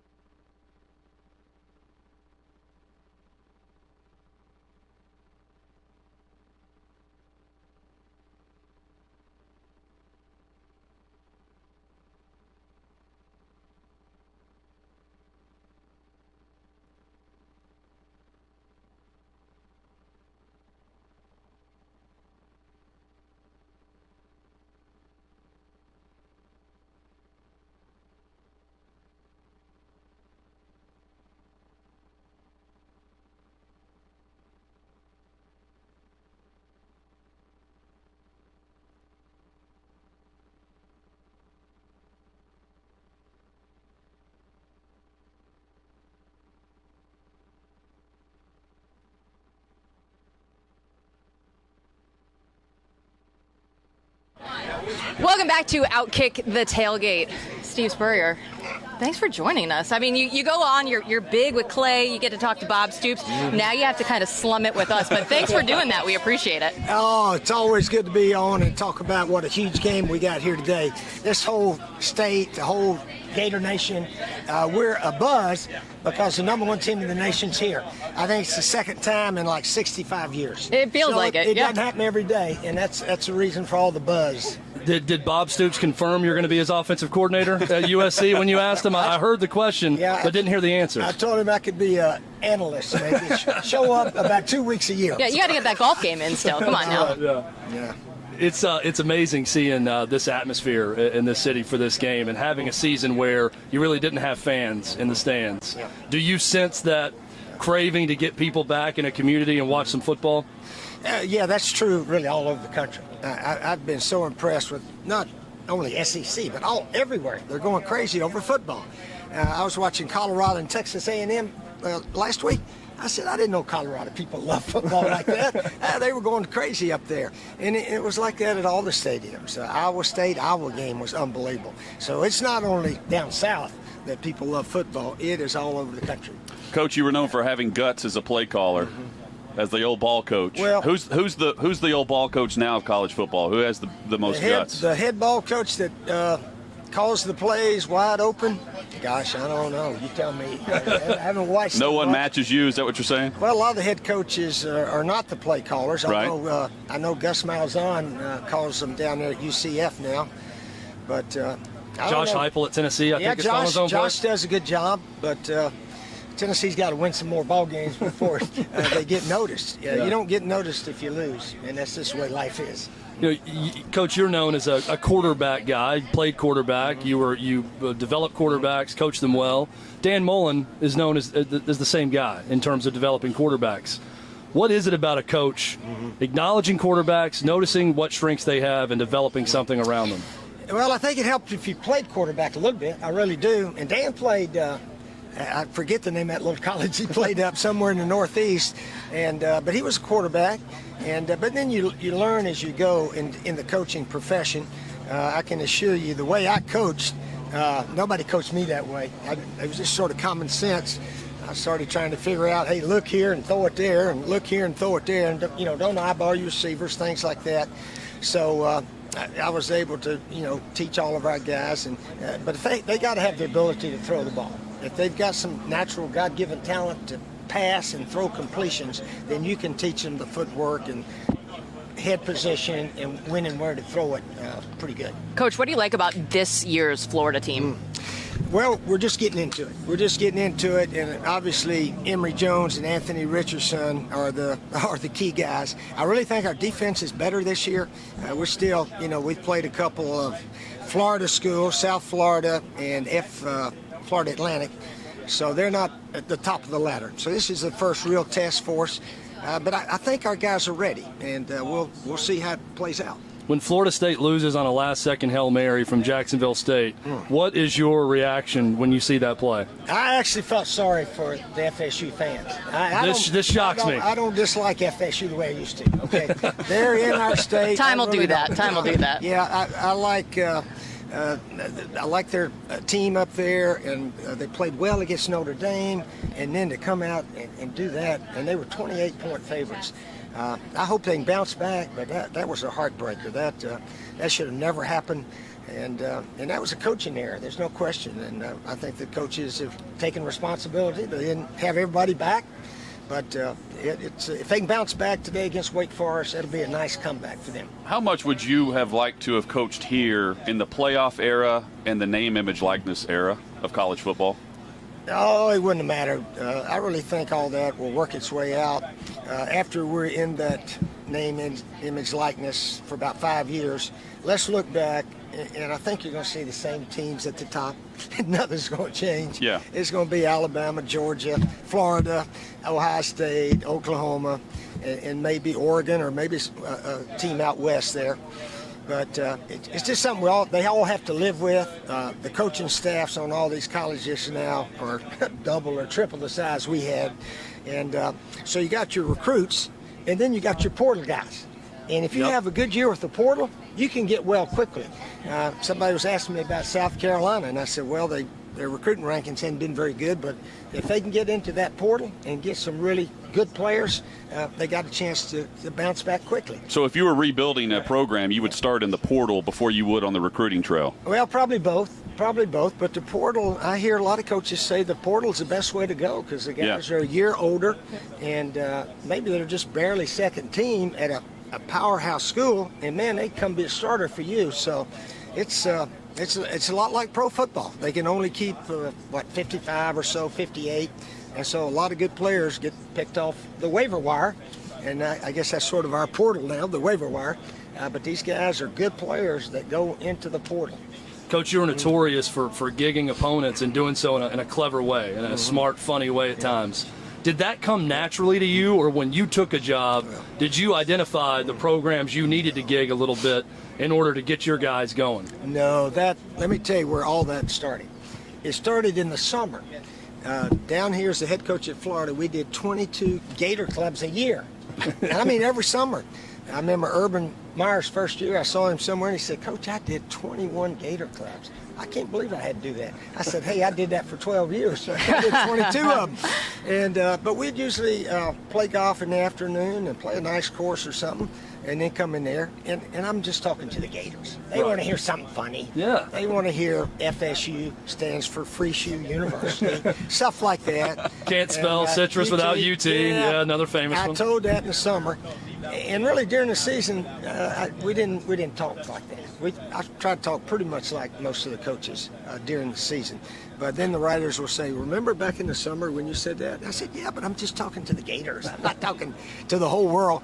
So we were just having fun, and really I don't think it affected any game I ever coached. Did you have any kind of natural animosity for Tennessee growing up in Johnson City around a lot of Tennessee fans? So it meant probably a little bit more with all your friends being Tennessee fans growing up? No, getting back to what we were talking about with Coach Switzer and Coach Stoops, they had to beat Nebraska. To go to the Orange Bowl, win the conference. We had to beat Tennessee if we wanted to win the division to have a chance to win the conference. And we always played them about the third game of the year, second, third, early, first, a lot of times first or second SEC game. So it's a huge game. And the winner had a little bit of edge to win the division. Although one year they beat us and we won the division, one year we beat them and they won the division. So it wasn't always a given. But that just made it a huge game. When you look at the whole of college football, there's last season we didn't know if we were going to have it. Now we see all the fans back. Everybody's excited. What does it mean to have college football and the atmospheres that it brings and just the community that it brings together? I think it's wonderful, and everybody loves it. I still think in the back of our minds we got to realize that COVID is not going away, and hopefully everybody will get vaccinated. I'm sure all of you guys are, because we're all talking to each other face to face. Yep. And we've got a good group down here in Florida, but we still need a lot more to get vaccinated. But people are going to live their lives. I think the doctors and the governors and whoever runs the country are saying, hey, we got to live our lives, and you know how to protect yourself. Get vaccinated. If you don't want to protect yourself, that's your business. And away we go. What must happen today for the Gators to get the win? Got to play well. Got to play very well. A lot of people said, the last team that Nick Saban lost to was our South Carolina team, 11 years ago, Yep. 2010.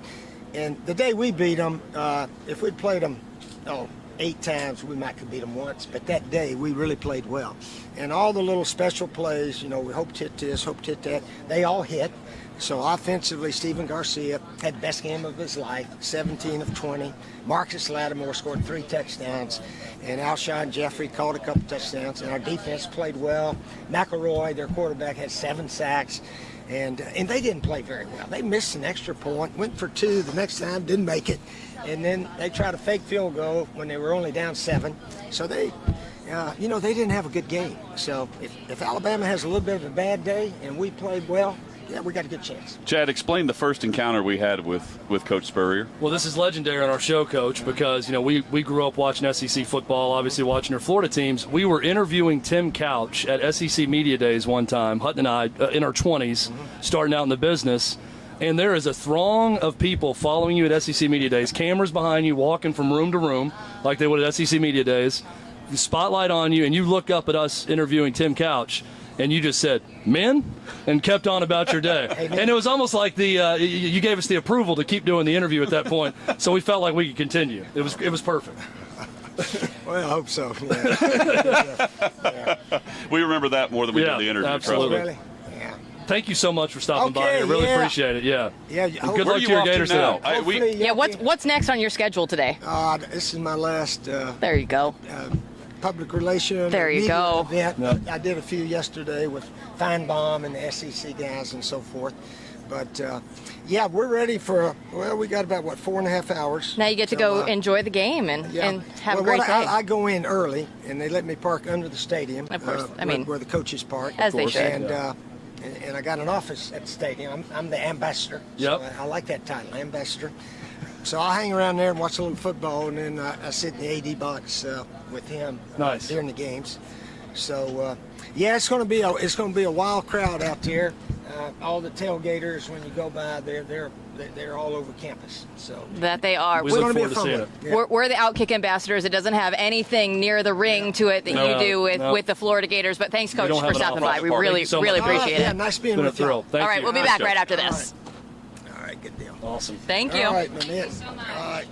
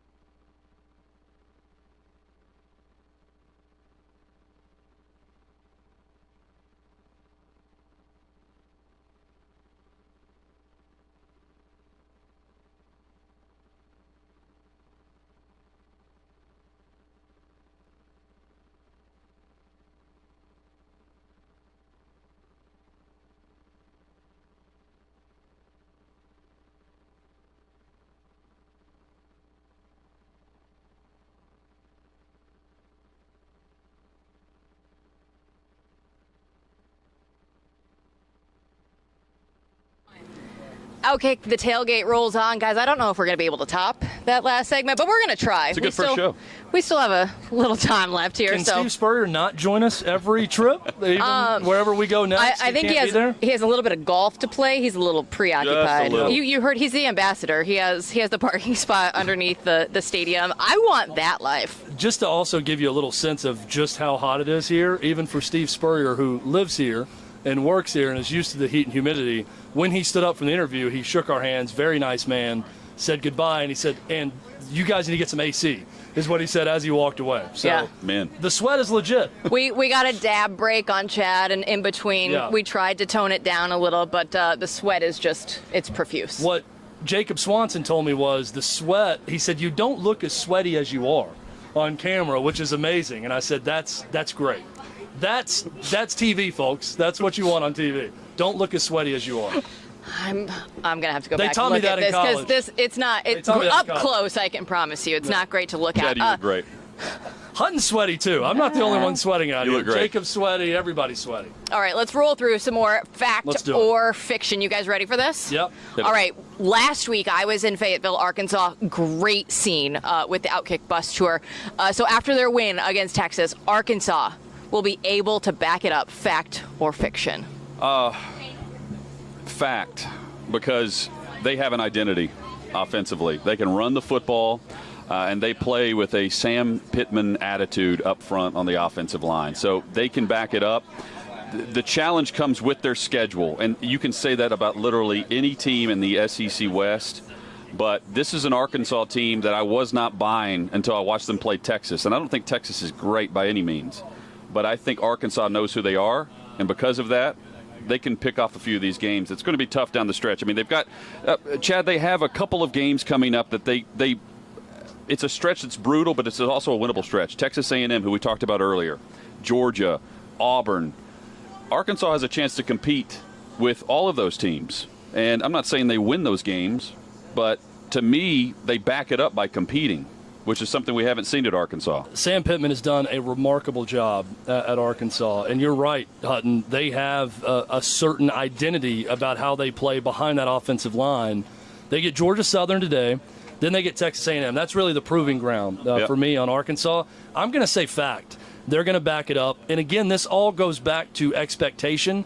They're not winning the SEC West, but they were predicted to finish 6 out of 7 teams in the SEC West. They're better than that. I think they back it up today against Georgia Southern, and I think that they're going to play A&M close. I don't know that they win, but in terms of what was expected of Arkansas and what we saw against Texas, are they somewhere in the middle? I don't think so. I think they're closer to the team we saw against Texas. Still not good enough to win the SEC West, but they're backing it up. Jill, last year they lost to 5 teams ranked in the top 13. That's the brutal schedule I'm discussing, so I'm not claiming Arkansas's winning a lot of these games. They're a lot better than what we thought going into the season, and I think they're a team you don't want to play based on their style and mentality, because you know it's not going to be an easy game like it has been in the past. If you followed any of college football this week, you know that Bo Nix doesn't play well on the road. It's been talked about a lot. So fact or fiction, Auburn will be able to handle the whiteout in Happy Valley. Chad? No, I do not think they're going to handle the whiteout. I think it has less to do with the whiteout and more to do with Penn State's defense. Okay. I sort of laugh at these questions about can Auburn, who plays in the SEC, and Bo Nix is, Steve Spurrier said it, been to Gainesville and played in front of a packed crowd. Can they handle the atmosphere in Happy Valley? Look, I think they're going to handle the atmosphere, and I do think it's a special atmosphere with that whiteout, and everyone's going to see that tonight on television. I just don't think they're going to handle Penn State's defense. That combined with what's going to be a really good atmosphere, I don't think they're getting by Penn State tonight. And by the way, they scored 112 points, or won by a combined 112 points in their first 2 games against Akron and Alabama State. That obviously changes tonight. Auburn is one of the biggest unknowns in college football for me because they've played no one, right? They've blitzed everybody that they've played so far. You're exactly right about Bo Nix. You don't know one way or the other what you're getting there. They can run the football with Bigsby and Hunter, though, and that's a formula that travels. They haven't traveled in the Big Ten on the road in 90 years. I mean, it's been a long time since Auburn's been on the road in the Big Ten. I'm intrigued by the atmosphere. I think they can handle it well, though, because I don't think Penn State's offense is all that good either. So I think it's close in the fourth quarter. One more for you for fact or fiction. Alabama here, as we have Alabama, Florida. Somebody will be able to take down Alabama this season, regular season. Fiction. I think Alabama, once again, is the best team in the country. I think they're going to prove it every single week. There's always the chance for a slip-up. Texas A&M today against Florida here in Gainesville. But I don't see it, Hutton. I think they're going unblemished for a second straight season. Well, they're not overrated because even though their offense isn't clicking yet, I think we all think it will. And their defense is better than last year, for sure, just watching them play early on this season. So I don't think they're overrated. I don't think they're you buy or sell them based on what we've seen so far. You just buy into Saban and the week in, week out mentality that he brings. I would never pick Alabama to lose. Saban believers, always. I mean, how can you you can't. not be? You can't. If you're watching college football right now, it's really, really hard to pick against Nick Saban. I mean, if you do not believe in Nick Saban, you don't believe in reality, because that's just what it is. He's the greatest of all time, and he proves it pretty much every year. Yep. Reality questionable in our next segment when we come back. The ridiculous SEC storylines and more in college football next.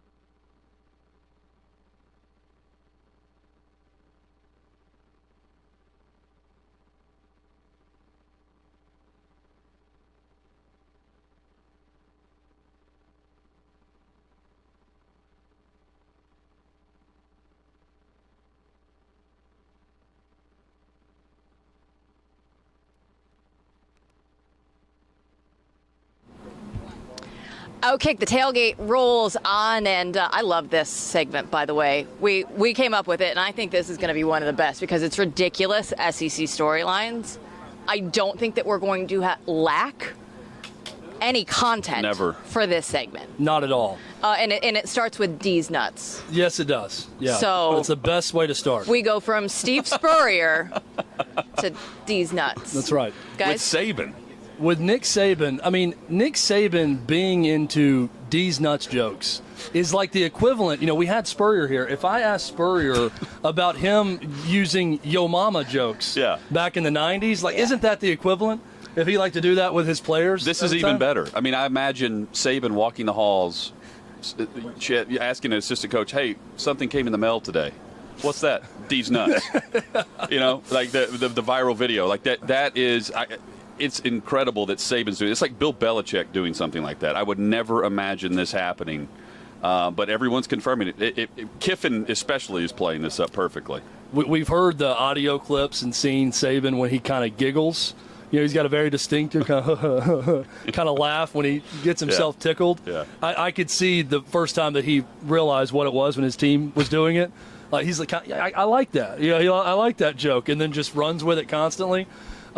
This also, Jill, is one more thing that Nick Saban will use to dominate the recruiting trail. The fact that he's into these jokes and can connect to the young man of America like this. Coming into the living room. Once again, just displays Nick Saban's dominance over college football. I mean, imagine Saban going on the road to see the 5-star to seal the deal. And he's like, look, this visit is so important this weekend. We're off. I'm only going to watch you and Deez. Oh, really? Who's that? Where's he play? You know, and then you play right into it. Go right into it. If that, I mean, that kid says, "Where can I sign?" There is an SNL skit in this so perfectly that you know that the SEC shorts should be all over this. I look at this and I say, how prominent does this have to be that the Alabama players are just openly talking about it, right? Like, it's not just one or two then. Right, this is a thing. It's also funny in the actual press conference because the player who says it, you can tell even the media is sort of half giggling but also a little bit uncomfortable because they don't want to do anything to demean the great Nick Saban down in Tuscaloosa. So there wasn't a lot of follow-ups to it, just some giggling. It's like, should we ask about Nick Saban liking Deez Nuts or should we not? Should we leave it there? How do we proceed? I don't know. I don't know how you would approach it in a press conference setting because it's such a story now that someone's got to float it out there. Like, tell us the genesis of why this caught your attention. Will Nick Saban have a sense of humor about it now too? No, I don't think he will. No. Saban's always in his best mood, though, when he's on his lake, you know, at his lake house, right. in his boat. Right. Normally with Tom Rinaldi.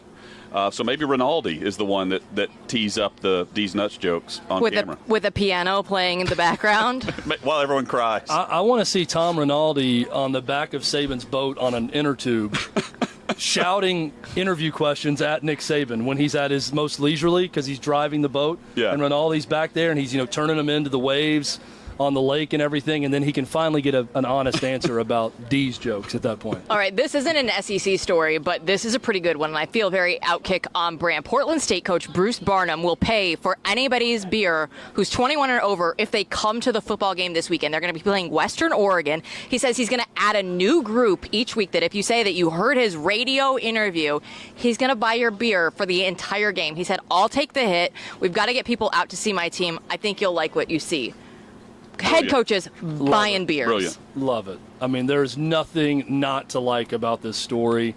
I'm skeptical that the coach is actually paying for it and they're not just giving like waivers, you know, from the athletic department and the school to do it. But either way, brilliant move by Portland State. It's like handing out the coupon, right? Like you just you have the voucher. But it sounds cooler when it's coming from the head coach, right? Yeah, it's like so the athletic department agrees on it. Hey, we're going to give a free beer to everyone, but we're going to say it's from you. It's perfect, and it has a very minor league baseball feel to it, and at that level, that's what you have to do to get people to come out to your games instead of staying home and watching all the big games on football or on TV or across college football. What would you do for free beer?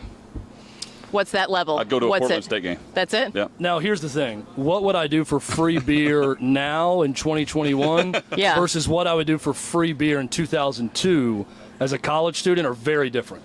I have money now, so there's really not much I would do for a free beer. But when I was in college and I had no money, there's quite a few things. Well, the answer changes. Really, it was when all on the table. Everything's on the answer changes table. when you turn 21, right? Because you're no That's longer fiending and trying to do it and get away with it. Yeah. So it's too easy at that point. Like, if this were like anyone under 21 that was to come to the game, we'll sneak you a beer. Like, that place would be packed. If any minors want to drink at this game, Coach will pay for all of your booze. This is how we got to get people to the game. That's why they said 21 or over on the radio show, but Yeah. Or a fake ID. 21 or a fake ID that says you're 21 you get in, or get over. the wristband, you're good. that's it. All right, we're going to take a break because I don't want to look at the sweat situation over here. But when we come back, we're going to be making our picks. I'm going to be learning how to gamble this week. So I'm very excited, guys. Jill's going to learn how to gamble, and all season she's going to learn about the SEC. Yeah. Because she is a Big Ten girl who's Big Ten. never been to an SEC stadium. Big Ten, Pac-12. We'll get into that right when we come back.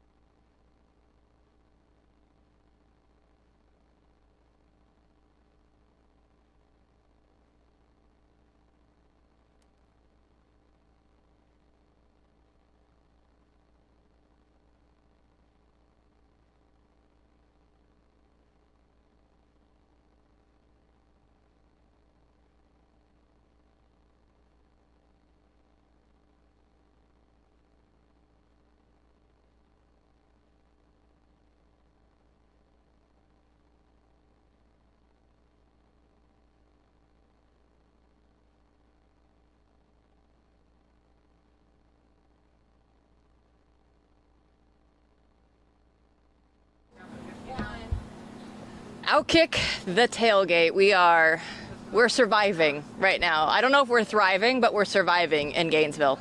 It's safe to say we have not outkicked the tailgate this trip, but maybe on a future trip we'll outkick it.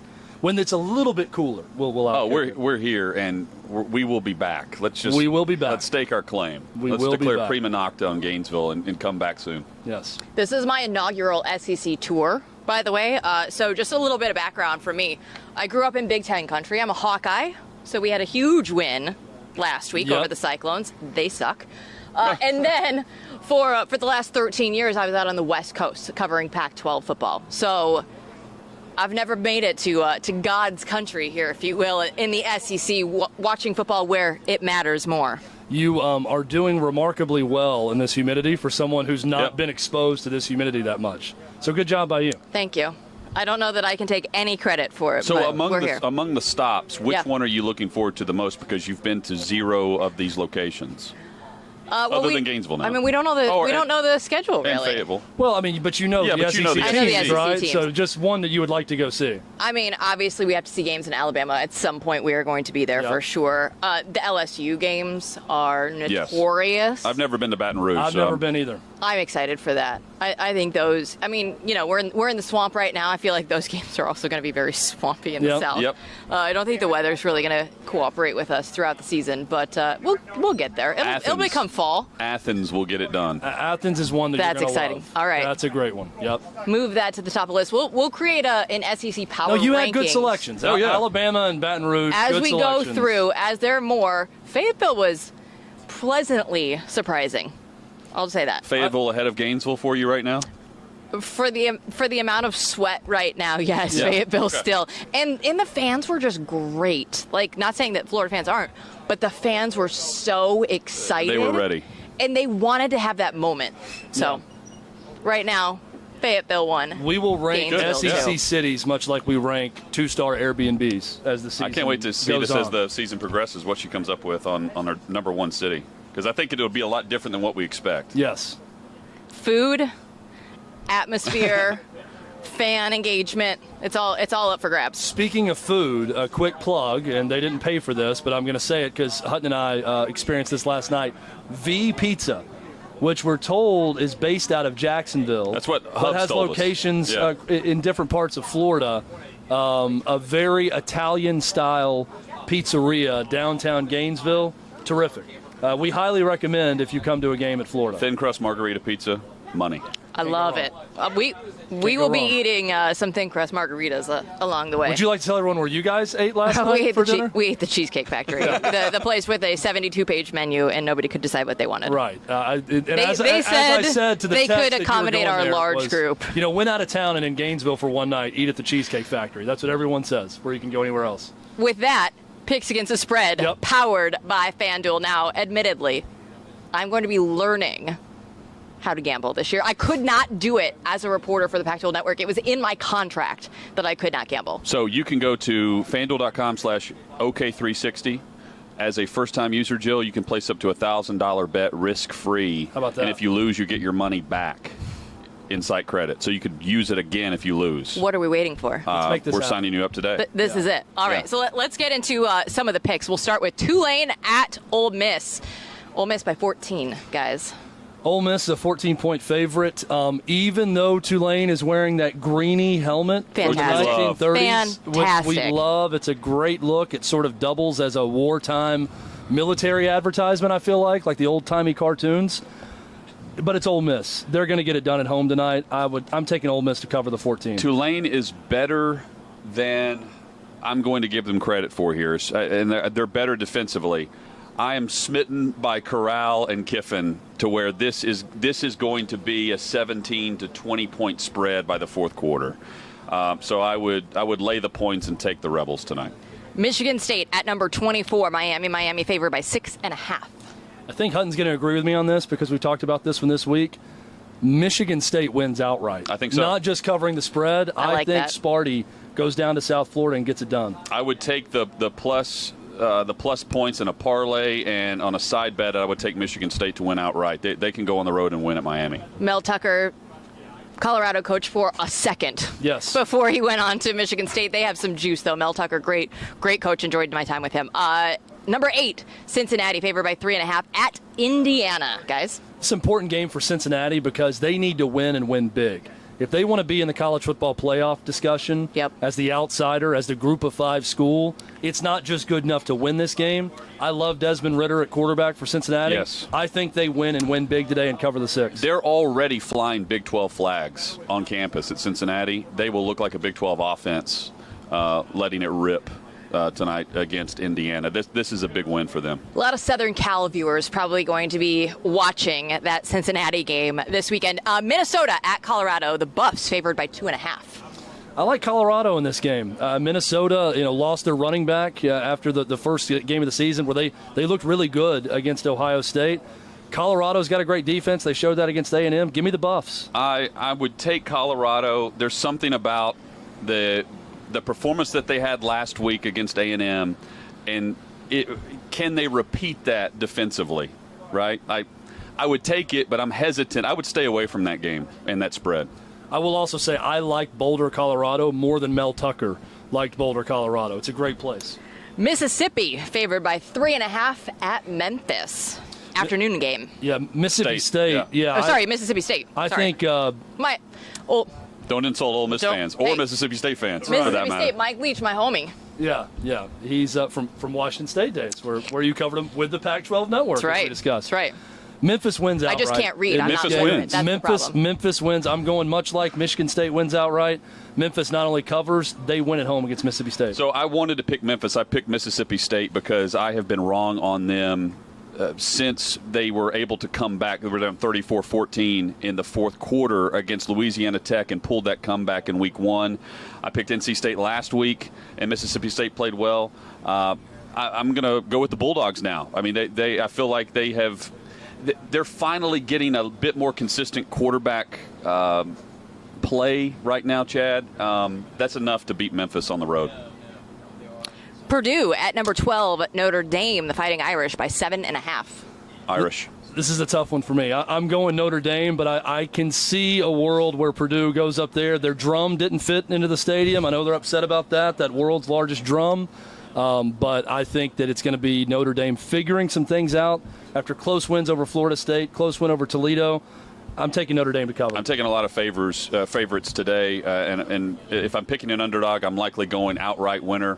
Purdue's not the outright winner. I'm taking Notre Dame. 19th ranked Sun Devils, 3.5-point favorites over 23rd ranked BYU. The biggest week maybe in BYU history. They just come off a Holy War victory, and they get into the Big 12. Chad, this is one of your games to watch near the top this week. Pac-12 after dark, baby. Never disappoints. BYU is going to cover at home. I think BYU, again, I'm going to go with the underdog winning outright in this one. I think BYU takes care of Herm Edwards and Arizona State. Under the lights in a beautiful college football setting, BYU. They believe right now. They're feeling it. Number 22, Auburn at number 10, Penn State. Penn State by 5 in this one. One of the games of the week. Penn State will win by 2 touchdowns in this game. I am not an Auburn believer. I think Penn State has the defense to get it done. If Sean Clifford can avoid the interception bug that he had a year ago, I think Penn State's got a shot in that division against Ohio State. I think they win tonight in the whiteout by double digits over Auburn. I would take the points in this. And I know I would take the outright winner. I think Auburn can really hang in this game. I would take them on the road. This is one of those spreads, Jill, that I saw and I thought, post-game, I'll look back and be like, they nailed it. It's like 6 points one way or the other, and Vegas always gets it right at 5.5. I would take the points, and I would take the SEC team on the road against Penn State. The game right here in Gainesville, number 1, Alabama, favored by 14.5 currently over number 11, Florida. Florida right now is a little too one-dimensional for my liking. They're the second best rushing attack in the country, not good at throwing the ball. Bama returning 8 starters from last year's defense, maybe the best Bama defense since 2016. Nick Saban very good against teams that are one-dimensional.